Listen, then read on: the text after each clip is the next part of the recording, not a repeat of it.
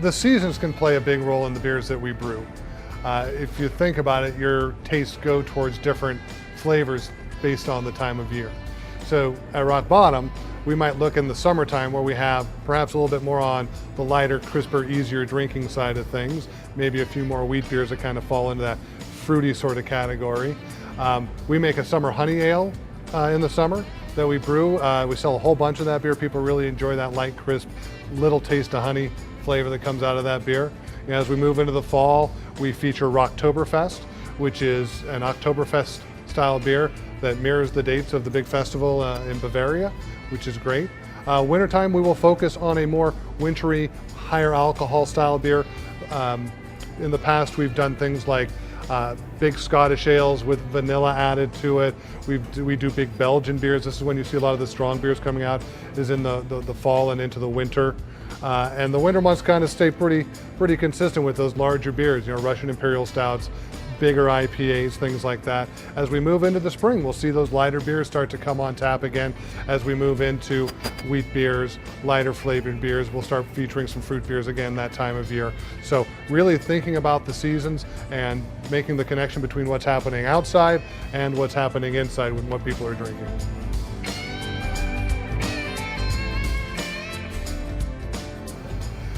One of the great things about being involved in the craft beer world for the past 20 years has been watching the evolution of beer styles that craft brewers are making.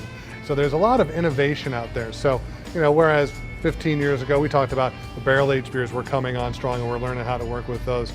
Well, nowadays there are so many different takes on styles and evolutions of styles. The Great American Beer Fest, which we enter every year, I remember initially had some 65 to 70 beer styles that we could brew to. Now there's 85. I don't know where those other 20 came from, but they insinuated themselves in there somehow. And that's what we try to do, is try to latch on to these great trends in brewing. So whether it's making sour beers or tart beers, we make some of those and we try to mimic some of the great flavors of the Belgian tarts or the Flemish tarts. We're still making great barrel-aged beers on different styles of wood.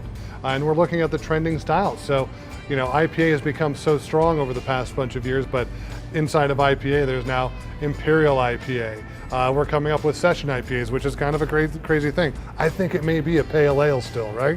I'm not sure. But as we try to mimic all these styles, we want to keep our guests on the leading edge of beers being brewed and what they could be enjoying in the marketplace, and we certainly make great examples for them to learn from. I think you should try a new beer that you haven't tried before today.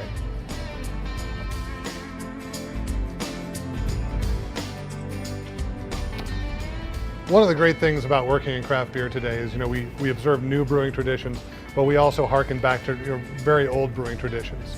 And one of those things we do at Rock Bottom is we make cask conditioned ale. These are real ales, as they're sometimes called. The process of making this is we send a beer through fermentation, as we always do, but before we send that beer down to the serving vessel, before we clarify it or filter it and send it to the serving vessel to be carbonated, we pull some of that beer off into a traditional English cask called a firkin.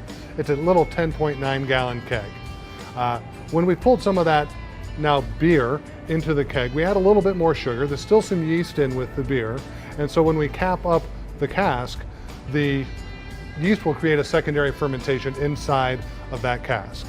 Now, it still produces a little bit of alcohol, so it raises the ABV just a little bit, but we get a little bit of carbonation, and that's what people really are drawn to cask conditioned ales are about. It's really about the light carbonation, the delicate flavors. I enjoy cask ales because it takes the bitterness out of some beer. CO2 really accentuates bitterness, so lowering that CO2 level helps that out a lot.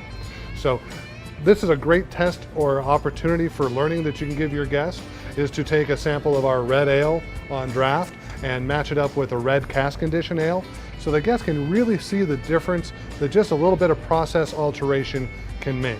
And I think that's a huge benefit that we have over other folks in making cask conditioned ale. And by the way, you're not going to find many other breweries or brew pubs that make cask conditioned ale. So this is a unique experience for our guests and a unique opportunity for you to turn your guests on some new flavors that they'll probably really enjoy.